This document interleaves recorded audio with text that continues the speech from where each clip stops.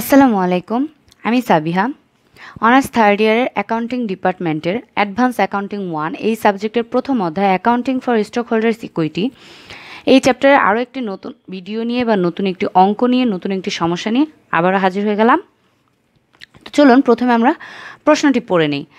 Common stock টাকা 100 par value authorised share 8,000 and 4,800 shares issued 4,80,000, মানে বলছে যে প্রতিটি শেয়ার আমরা অথরাইজড করেছিলাম 100 টাকা করে 8,000 শেয়ার, তার মধ্যে 4,800 শেয়ার ইস্যু করেছি এবং সেগুলোর মূল্য হচ্ছে 4,80,000। রিটেন আর্নিং হচ্ছে আমাদের কত 2,94,000 টাকা রিটেন আর্নিংস। ওকে, এটা হচ্ছে আমাদের আগের এন্ট্রিগুলো দেওয়া।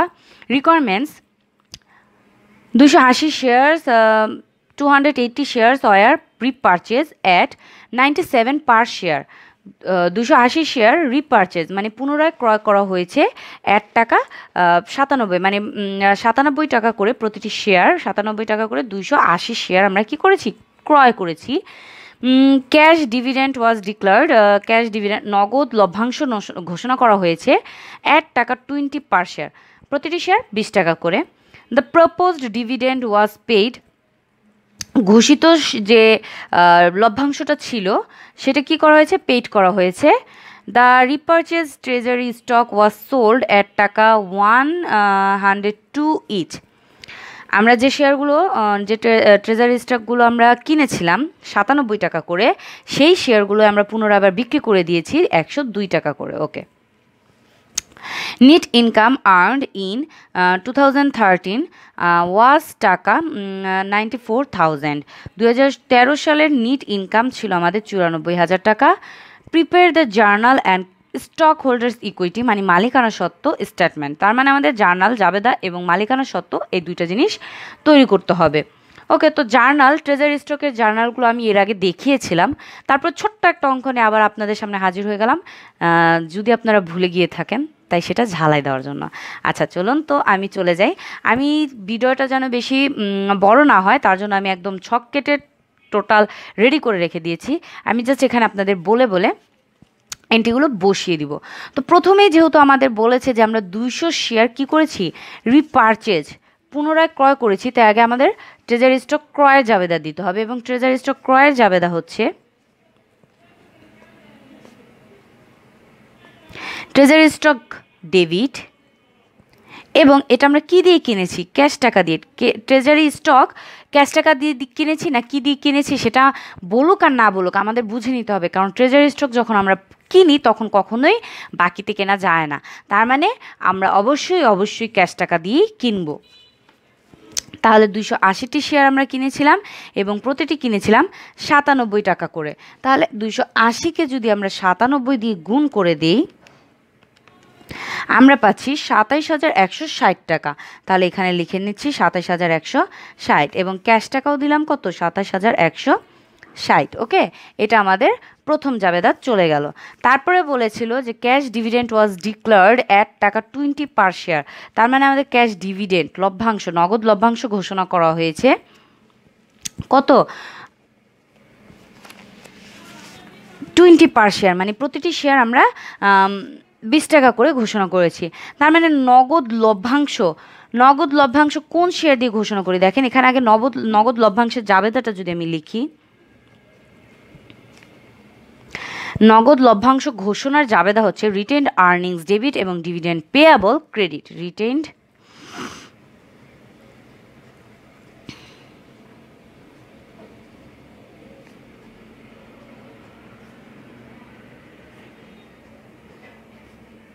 Dividend payable credit. ওকে, তো এখন দেখেন এখানে আমরা আগে 4,800 শেয়ার বিক্রি করেছিলাম, যার মধ্যে 4,80,000 টাকা আমরা পেয়েছিলাম। তো এখানে আমরা না যাই, আমরা যাই কতগুলো শেয়ার আমরা বিক্রি করেছিলাম। দেখেন 4,800 টাকা আমরা 4,800টি শেয়ার আমরা বিক্রি করেছিলাম এবং রিপারচেজ মানে কি, আমরা যে শেয়ারগুলো বিক্রি করেছিলাম সেই শেয়ারগুলোই পুনরায় আবার কিনে নিয়েছি। তার মানে 4,800 শেয়ার আমরা বিক্রি করেছিলাম এবং তার মধ্য থেকে আবার 280 শেয়ার আমরা পুনরায় কিনে নিয়েছিলাম। তাহলে ক্যালকুলেশনটা হবে এরকম যে 4,800 মাইনাস 280, কারণ 4,800 শেয়ার আমরা বিক্রি করেছিলাম এবং তার মধ্যে পুনরায় আবার 4,800 শেয়ার যখন আমরা বিক্রি করেছিলাম তখন আমরা 100 টাকা করে বিক্রি করেছিলাম এবং আমরা 4,80,000 টাকা পেয়েছিলাম। হ্যাঁ, তো 4,80,000 টাকার মধ্যে আমরা পর 280 শেয়ার কী করেছি, কিনে নিয়েছি, পুনরায় 280 শেয়ার কিনে নিয়েছি। তার মানে কি আমাদের ক্যাপিটালটা কিন্তু কমে গেল, আমাদের রিটেন আর্নিংস এখানে যেটা ছিল যে 4,80,000 এটা কিন্তু কমে গেছে এখন। হ্যাঁ, তো এই কারণে আমাদের 280 কী করতে হবে, আগে যে শেয়ারটা আমরা বিক্রি করেছিলাম সেখান থেকে 280 শেয়ার যেটা আমরা পুনরায় কিনে নিলাম সেটাকে আগে মাইনাস করে নিতে হবে। তো 4,800 শেয়ার এখান থেকে 280 মাইনাস করলে আমাদের বের হচ্ছে 4,520।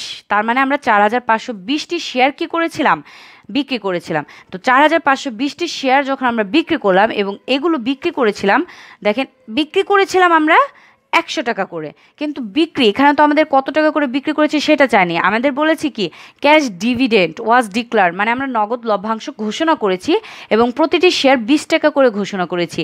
তার মানে আমরা যে শেয়ারগুলো বিক্রি করেছিলাম সেই শেয়ারগুলো বিক্রি করে যে আয়টা হয়েছে সেই আয়ের মধ্য থেকেই কিন্তু আমরা কি করব, নগদ লভ্যাংশটা ঘোষণা করব। হ্যাঁ, তার মানে আমরা সবসময় নগদ লভ্যাংশ ঘোষণা করি কোথা থেকে, আয়ের অংশ থেকে। তার মানে আমাদের যে এই যে 4,80,000 টাকা ছিল এইখান থেকেই আমরা নগদ লভ্যাংশটা দিব। এখন এই 4,80,000 টাকাই কি আমরা দিয়ে দিব, না, এখান থেকে কিছু টাকা আমরা আমাদের জন্য রাখবো এবং কিছু টাকা কি করব, নগদ লভ্যাংশ হিসেবে ঘোষণা করব। আর নগদ লভ্যাংশ হিসেবে শেয়ার প্রতি 20 টাকা করে। তার মানে এখানে যেহেতু 4,520টি শেয়ার আমরা বিক্রি করেছি, তো 4,520টি শেয়ারকে গুণ দিব 20 দিয়ে, তাহলে আমরা পাচ্ছি 90,400 টাকা। হ্যাঁ, 90,400 টাকা। এখানে যদি আমরা 280 শেয়ার পুনরায় ক্রয় না করতাম তাহলে দেখেন 4,800 শেয়ার আমরা বিক্রি করেছিলাম 100 টাকা করে, পেয়েছিলাম 4,80,000 টাকা আয়। হ্যাঁ, 4,80,000 টাকা আয় করেছিলাম। তো এই 4,80,000 থেকে আমরা যখন নগদ লভ্যাংশ করলাম 4,800 গুণ 20 টাকা করে নগদ লভ্যাংশ ঘোষণা করেছি, 96,000 টাকা আমরা কি করতাম, নগদ লভ্যাংশ দিতাম। তাহলে 4,80,000 মাইনাস 96,000, তার মানে 3,84,000 টাকা আমাদের আয় থাকতো এবং 96,000 টাকা আমরা শেয়ার হোল্ডারদের লভ্যাংশ হিসাবে ঘোষণা করে, মানে লভ্যাংশ হিসাবে তাদের কি করতাম, দিতাম। যেহেতু আমরা পুনরায় 280 শেয়ার ক্রয় করে নিয়েছি তাই আমাদের বিক্রয়ের পরিমাণটা কি কমে গেছে, এই কারণে এই 280 শেয়ার মাইনাস করে তারপরে আমরা 20 দিয়ে গুণ করে নিব। ঠিক আছে, এটা গেল আমাদের ডিভিডেন্ড ডিক্লার্ড, মানে আমরা যখন ডিভিডেন্ড ঘোষণা করব তখনের জাবেদা। এখন বলেছে এই যে ডিভিডেন্ডটা ঘোষণা করলাম সেটা পেইড করে দিয়েছি, আর পেইডের জাবেদা হচ্ছে dividend payable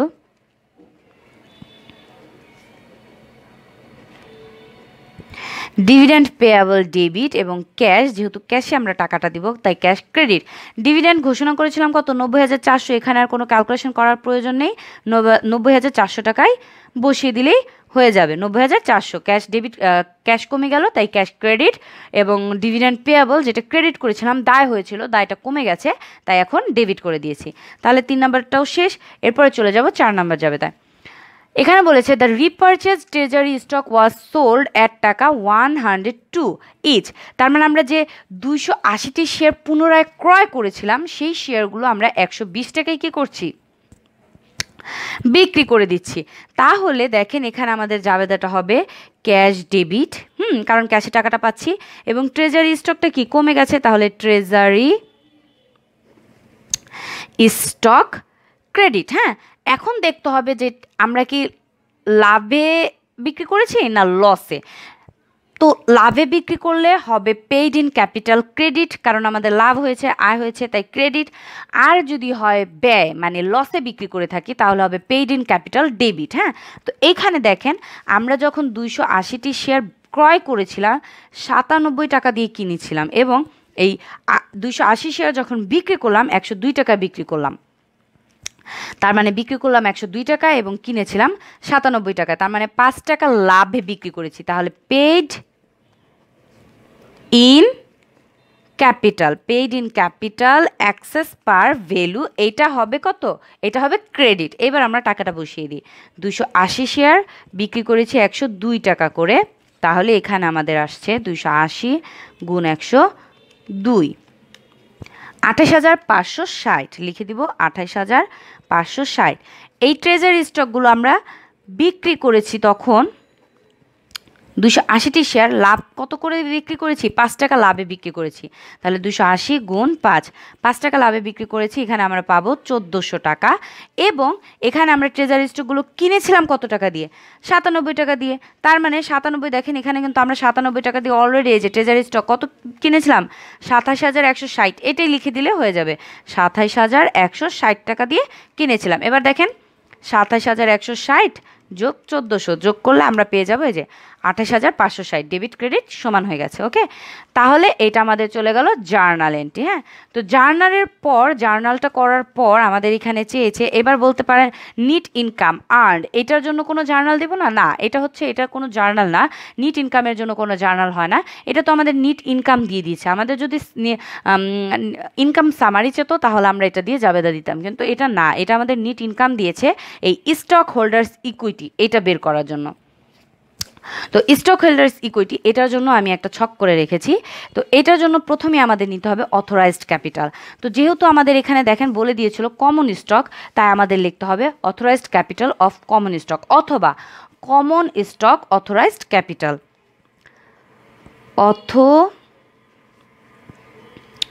authorised capital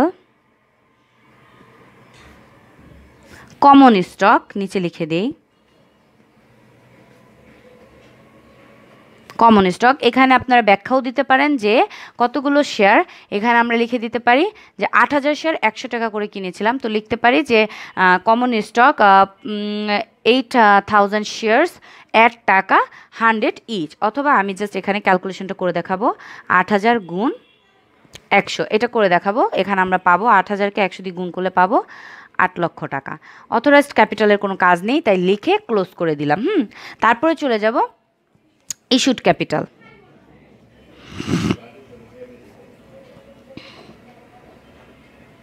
issued capital, এখানেও আমরা সেমভাবে কমন স্টকটা লিখে দিতে পারি। আমরা ইস্যু করেছিলাম ক্যাপিটাল, দেখেন 4,480টা শেয়ার 100 টাকা করে ইস্যু করেছিলাম, তাহলে এখানে আমরা পাবো 4,80,000 টাকা, এটাকেও লিখে ক্লোজ করে দিব। এরপরে চলে যাব পেইড ক্যাপিটাল। অনেকটা ব্যালেন্স শিটের মতো, আমার আগের অঙ্কগুলো যারা দেখেছেন না তারা বুঝতে পারবেন, অনেকটা ব্যালেন্স শিটের মতো এটার কাজটা। এখন এই পেইড ক্যাপিটাল নিয়ে আমাদের মেন কাজ শুরু হয়ে যাবে, কমন স্টক। এখানেও কিন্তু আমরা এখন যে আমরা পেইড ক্যাপিটাল দেবো, এটা কিন্তু আমরা 4,800 শেয়ারই বিক্রি করেছিলাম এবং 100 টাকা করে। হ্যাঁ, তো এইটাকে এখন গুণ করে আর কোনো কাজ করবো না, এটাকে আমরা এখানে 4,80,000 টাকা কী করবো, এভাবে লিখে দিলাম। ঠিক আছে, এখানে লিখে দিতে পারেন, অথবা আপনারা চাইলে পরের ঘরে লিখে দিতে পারেন। আমি এইখানে লিখে দিলাম, কারণ এখানে আমাদের আরও কিছু ক্যালকুলেশন আছে, সেগুলো আমরা এখানে করবো। হ্যাঁ, করে এখানে বসিয়ে দিব। আচ্ছা, তো এখন কমন স্টক পেইড ক্যাপিটাল লিখে দিলাম। তো এইটার পর আমরা সবার ফার্স্টেই লিখবো যদি আমাদের প্রশ্নের রিটেইনড আর্নিং দেওয়া থাকে। হ্যাঁ, তার মানে আমাদের রিটেইনড আর্নিং আছে কিনা দেখতে হবে। এখানে কিন্তু আমাদের রিটেইনড আর্নিং একটা দেওয়া ছিল, এই রিটেইনড আর্নিং এটা নিতে হবে। হ্যাঁ,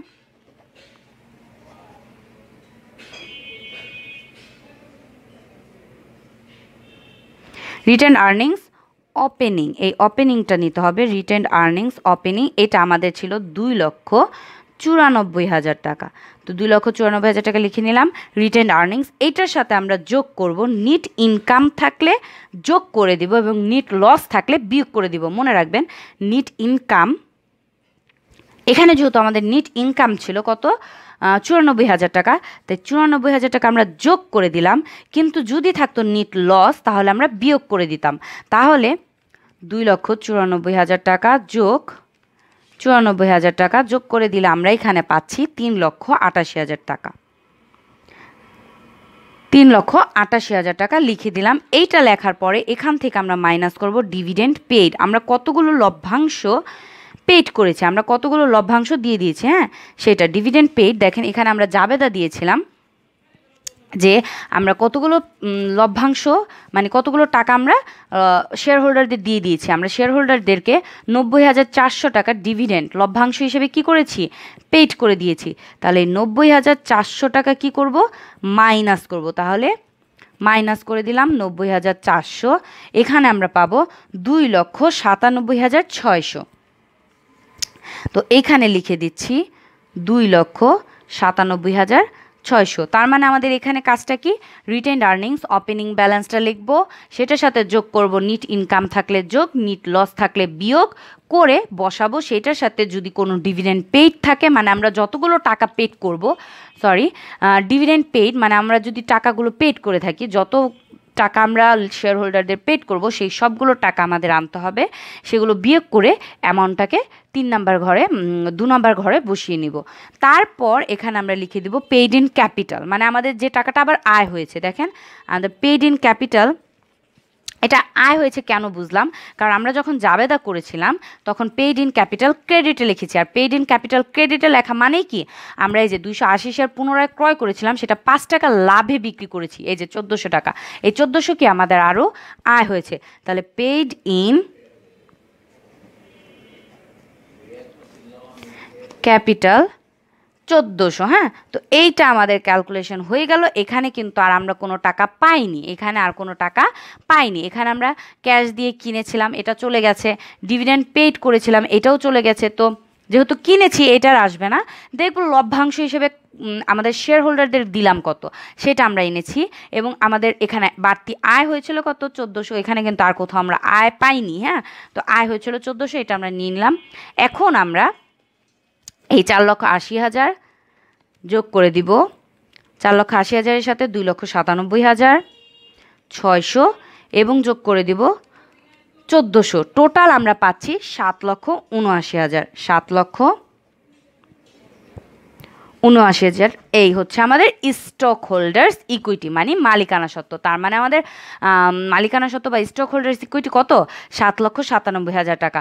তার মানে আমাদের লাভ বা আমাদের এখনও আমাদের যে কোম্পানি, সেই কোম্পানির কাছে কত টাকা ক্যাশ আছে, 7,79,000 টাকা কি আছে, স্টক আছে, মানে ক্যাশ আছে। লাভ করেছে তারা। আচ্ছা, তো এখানে আমাদের জার্নাল চেয়েছিল, আমি জার্নালটা করে দেখালাম।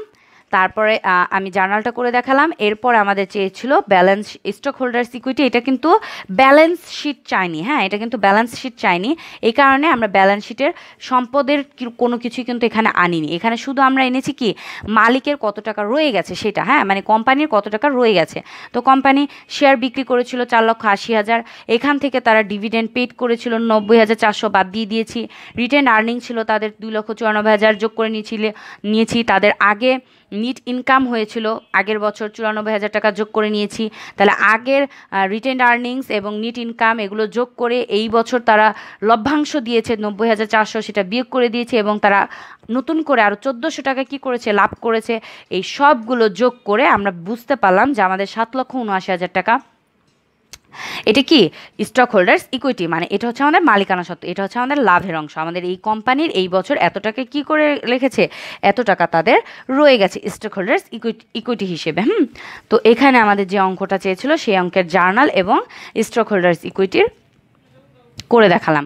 আশা করি খুব সহজেই বুঝাতে পেরেছি। তারপরও যদি কোনো সমস্যা থাকে এবং কোনো অঙ্কের উপর আপনারা ভিডিও চেয়ে থাকেন, কোনো বোর্ডের অঙ্ক বা কোনো চ্যাপ্টারের উপর আপনাদের প্রবলেম হয়ে থাকে, অবশ্যই চ্যাপ্টারের নাম এবং বোর্ডের সাল লিখে আমাকে জানাতে পারেন কমেন্ট বক্সে।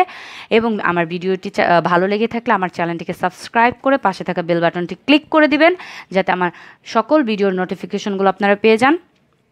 এবং লাইক ও শেয়ার করতে ভুলবেন না। ভালো থাকেন, সুস্থ থাকেন। আল্লাহ হাফেজ।